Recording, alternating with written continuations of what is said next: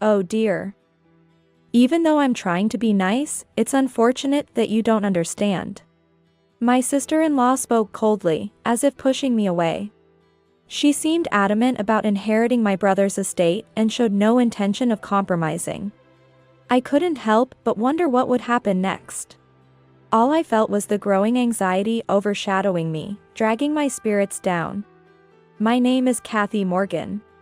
I work as a doctor at a university hospital and turned 27 this year. My brother passed away just recently. Today, his funeral is being held, and I am at his house. Many people who remember my brother are visiting, and I can hear their conversations from all around.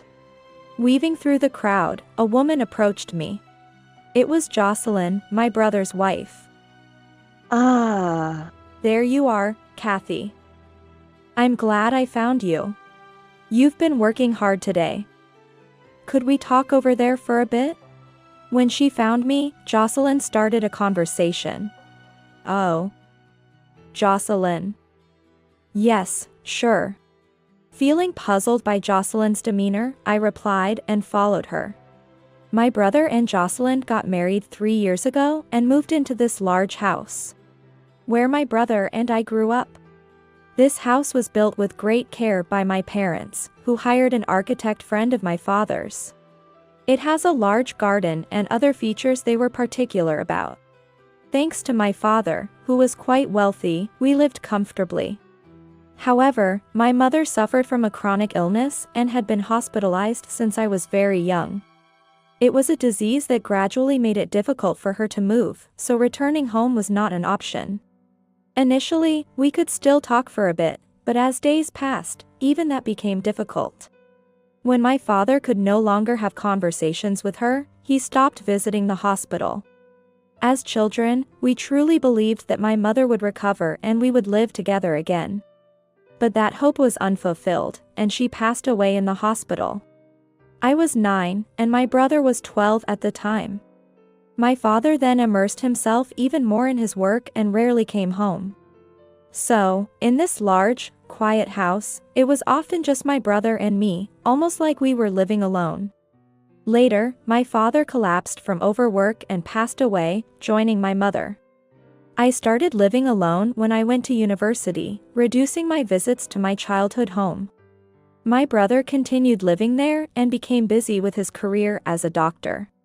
My caring brother, always worried about me, regularly called to check in. Those calls were our chance to catch up. I could sense his kindness and sincerity over the phone. No matter how old he got, he never changed. But now, he was suddenly gone. It all felt so unreal to me. The days leading up to the funeral passed in a blur. As we moved from the crowded room to a quieter hallway, Jocelyn spoke to me. Actually, there's something I need to talk to you about, Kathy. It might seem too soon after the funeral, but it's about the inheritance. It's a very important matter, so I thought I should discuss it with you beforehand. I was confused and uncomfortable with her sudden talk about inheritance. Are you talking about my brother's inheritance? Yes, that's right. Since we don't have children, the inheritance would be between you and me. Legally, I would get 3/4 and you 1/4. So, I would inherit $1 million. Jocelyn covered her mouth with her hand, but I could see a quiet smile forming. And she didn't stop there, continuing to speak. Oh, and I'll be taking this house too. After all, it's the house where I lived with Henry and it's filled with our memories. As his wife, it's only natural that I inherit the house, right? What I wanted to confirm with you, Kathy, was this. You don't have any objections, do you, Kathy? It's unpleasant to think about family members fighting over the remaining inheritance. I see it as a waste of time and effort. She spoke gently and calmly. But it didn't seem like the words of a wife who had just lost her husband. In her attitude, I couldn't sense any of the sorrow of losing a loved one. In fact, I had only met Jocelyn at my brother's wedding, making this our second meeting. The indescribable unease I felt the first time we met came back to me as I observed her behavior now. At the time, I only vaguely understood, but now, after losing my brother, she seemed to be revealing her true nature. Unable to contain my discomfort, I confronted Jocelyn. Jocelyn, I think, this is not the way. Such important matters should be discussed properly on another day. Upon my objection, Jocelyn suddenly turned distant. Her previously calm face tightened, and she looked at me with cold eyes. Oh, is that so? I'm trying to be nice, and yet you don't understand. What a pity. Well, I have a reliable lawyer. I will make sure to get my share of the inheritance. Her attitude changed abruptly as she said this, speaking to me in a condescending manner. I married Henry because he came from a wealthy family. Why would I marry such a serious and boring man for any other reason? He was truly uninteresting, and I'm genuinely relieved that he's gone from this world. I couldn't believe what Jocelyn was saying. My bad premonition about my sister-in-law was proving true. Did my brother know this side of my sister-in-law? If he did, why did he choose to marry someone so unsuitable for him? Shocked and unable to say anything, I watched as Jocelyn walked away from me. Having said what she wanted and seen my reaction, she probably felt there was no need to stay any longer. I stood there, frozen, overwhelmed by complex emotions. Even after returning to my own home, I felt downcast and engulfed in gloom. I had a feeling that more unpleasant things might follow, leaving me restless. As these thoughts weighed on me, I found myself reminiscing about the years spent with my brother, feeling as if my heart would burst. Realizing I was now alone, tears involuntarily traced my cheeks. Then, a precious promise I had made with my brother vividly came back to me, as if I were seeing it right in front of my eyes. Kathy, I've decided. When I grow up, I'll become a doctor, one good enough to cure Mom's illness. If Big Brother is going to be a doctor, then I'll become one too. We'll study together and find a cure for Mom's illness. Right. Let's work hard to become doctors together. Then, Mom will surely get better. I vividly remember my brother's face, beaming with happiness. That's right. I have that important promise I made with my brother. After our mother passed away, my brother once again affirmed his resolve to me. Kathy, I've decided to pursue medicine. There are many people like Mom, fighting against diseases. I want to continue researching until we find a treatment for her illness. I felt the same way as my brother. That's why we both seriously aimed to become doctors. But now, my brother is gone. Thinking that I must work hard for both of us, my heart gradually cleared. And I felt like I could overcome any unpleasantness that might come. 3 days later, a problem arose.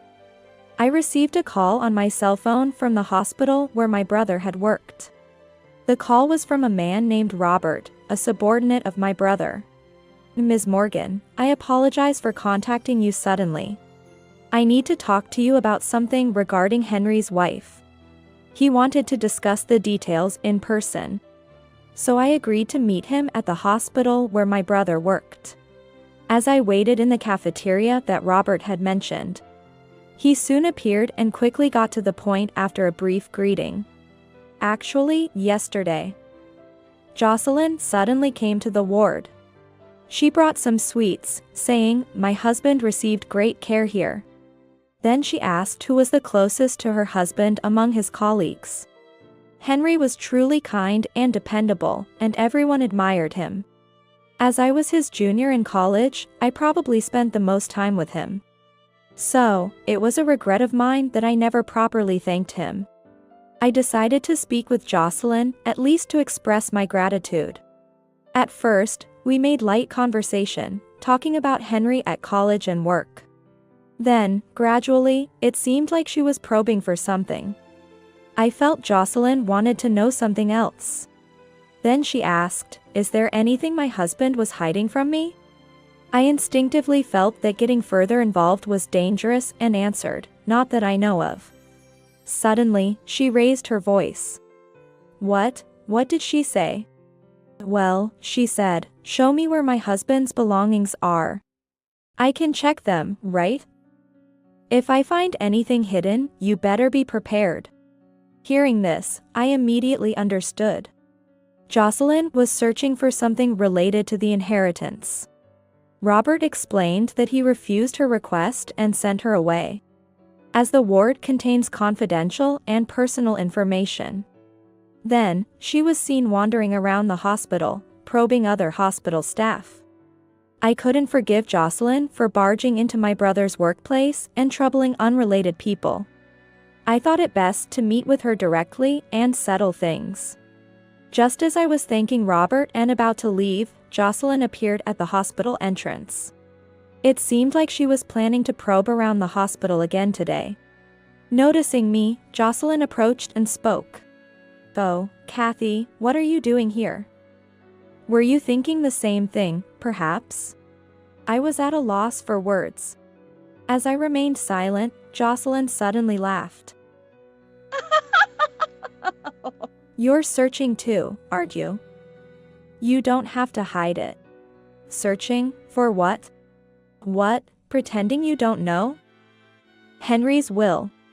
He must have thought that if I got it, nothing good would happen. He would have written a will to prevent me from getting the inheritance.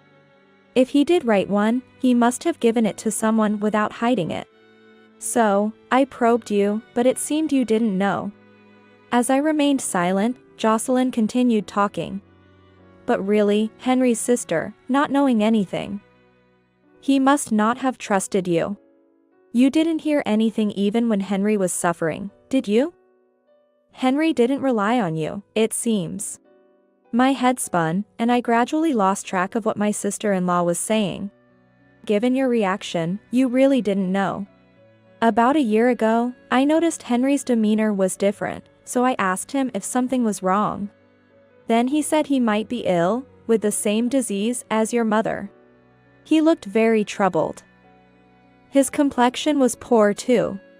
Henry was often busy and away, and I was out too, so we didn't see each other much at home. But I noticed something was wrong with him. He must have been suffering mentally. As for me, I married him thinking I'd never have to worry about money. To be burdened with caring for a chronically ill husband was the last thing I wanted. Jocelyn seemed to think she hadn't said anything wrong as she confidently spoke about Henry. I was in shock, more so about Henry suffering from an illness than Jocelyn's words. And stood there stunned. Henry sounded normal during the occasional phone calls. He must have hidden it, not wanting to worry me. But I should have noticed something was wrong. We were the only siblings. And I didn't even know that he was suffering from the same illness as our mother. It was terrifying, especially since I had seen our mother suffer from it. While I was lost for words in shock, Jocelyn pressed on. Are you blaming yourself, Kathy? Honestly, you and your brother are too serious and gloomy. It's sickening. I can't wait to get the inheritance and say goodbye to such dreary people. After her cutting remark, Jocelyn was about to leave when Robert's voice came from behind me. Excuse me. Is this really a conversation to have in the middle of a hospital? Frankly, it's a disturbance. There are other patients here. If you're done, please leave. Robert, is that you? Were you eavesdropping just now? That's very polite of you. If Jocelyn raises her voice, even if it's a conversation I don't want to hear, I can't help but overhear it. Robert, turning around, looked very surprised. Ah. Dr. Hansen. Weren't you abroad? When did you return? Ah. Yes, that's right. I left there the day before yesterday and just got back. I was supposed to come back sooner, but my flight was delayed. You're Kathy Morgan, Henry's sister, right? I was just about to go see you. This is perfect timing. Yes. I am Henry's sister. But, to me? I awkwardly responded to the sudden conversation. Then, Scott started rummaging through his bag, seemingly looking for something. Where is it? Ah. Here it is. This. Here you go. This is Henry's will. He asked me to give it to you if he died. Sorry it's late. I'm glad I could finally deliver it. What Scott handed me was Henry's will, enclosed in a brown envelope. Why did my brother give this to you, Scott? I know, right? I've been friends with Henry for a long time. You might not remember me, Kathy. Do you recognize this? He showed me 3 moles on the back of his right hand. As a child, I saw those moles and said they looked like the Big Dipper. Ah. Those moles, could it be Scotty? Scott used to live nearby and was my brother's best friend. I affectionately called him Scotty and often played together with them. He moved away in high school, and I had completely forgotten about him. Kathy, you remembered. That's great. I reconnected with Henry when I became a doctor. I always felt we were similar, but I never imagined we'd end up in the same profession. Henry talked about surprising you with our reunion. But then he found out about his illness. That's when he came to me with a request. He knew I also had a law degree, so I guess that's why he trusted me with his will. Finishing his explanation, Scott turned towards Jocelyn, addressing her with a cold tone. Ah. About the inheritance, you might want to give up. Deceiving a kind-hearted person like Henry might work, but not with me. Unfortunately for you, Henry was aware of your cunning nature. He asked me to watch over his wife in case something happened to him. I've been getting reports from his subordinates about your abnormal behavior. Jocelyn, you were planning to find the will first, forge it, and claim the inheritance, weren't you? But it's too late now. It's in your best interest to back off quietly now. Besides, Henry said the right use of the inheritance is something only my sister Kathy would understand. Oh, I see. So that's how it is. But trust his sister who didn't even know about her brother's illness? Leave a large sum of money to such a young girl? Really, what was he thinking? Who knows what she'll use it for? Jocelyn maintained a defiant attitude, but her face had paled slightly. Looking around, I noticed a crowd had gathered due to the commotion. Among them were young doctors, talking to each other. Hey, isn't that the person who wrote that paper and made headlines recently? Right, I was thinking the same. That's Kathy Morgan, Henry's sister. I read her paper on the rare disease research, and it was impressive. Truly Henry's sister. I heard she's going to do research abroad soon. The conversation among the young doctors caught the attention of other medical personnel, causing a buzz in the area. More discussions were overheard. Isn't that Henry Morgan's wife causing a scene? She's famous for being seen around Fifth Avenue. Oh. That's true, shopping for luxury brands, going on trips, living a flashy life. I heard she's been supporting Gigolo. Maybe she's after the inheritance? That's possible. I mean, she's been wandering around the hospital, asking questions. It's creepy. Amidst various conversations, I realized I hadn't yet checked the will from my brother and peered into the brown envelope in my hands. Inside, there was a piece of stationery and a white envelope marked Will. Upon opening it, I saw it began with "To Kathy" in my brother's handwriting. As I read through it, I was so shocked by the contents that I instinctively handed the will to Scotty. Scotty. This is. After reading the will, Scotty smiled quietly and addressed Jocelyn. Jocelyn, it seems you've lost. Henry was planning to end his marriage with you. The letter says so. About the marriage certificate you forced him to write. It seems Henry never submitted it. So he wanted to assure his sister that she could rest easy. You and Henry were effectively in a common law marriage. You never had any right to the inheritance in the first place. Huh? That's a lie. There's no way he would do such a thing. Jocelyn's momentum faded, and she began muttering quietly to herself. Kathy, can I see that envelope too? May I? This envelope? Oh, sure. Scotty peered inside the brown envelope and confirmed its contents, then added another blow. Here's the official will as well. Jocelyn, if you want to see for yourself, I won't stop you. Feel free. Jocelyn's face turned ashen, and she looked visibly upset. She seemed at a loss for words, her lips trembling continuously. Criticism of Jocelyn rose from the onlookers. Jocelyn, now without an escape, was frozen in place. Soon, the hospital's administration, alerted by the commotion, had the crowd disperse to their respective duties. When I looked up again, Jocelyn was gone. After that day, she disappeared from our family home and never reappeared before me. Following my brother's will, I inherited the estate. My research paper on the rare disease that affected my mother and brother received high acclaim, leading me to relocate overseas to continue my research. Part of the inheritance was used as a donation to help those suffering from the rare disease, and the rest was allocated for research funding.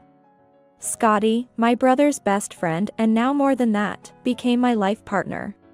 We, as medical colleagues working abroad, are planning to register our marriage this June. Our hope to free more people from the grip of the disease that afflicted my mother and brother remains unchanged. Together as husband and wife, we aim to continue our research, supporting each other along the way.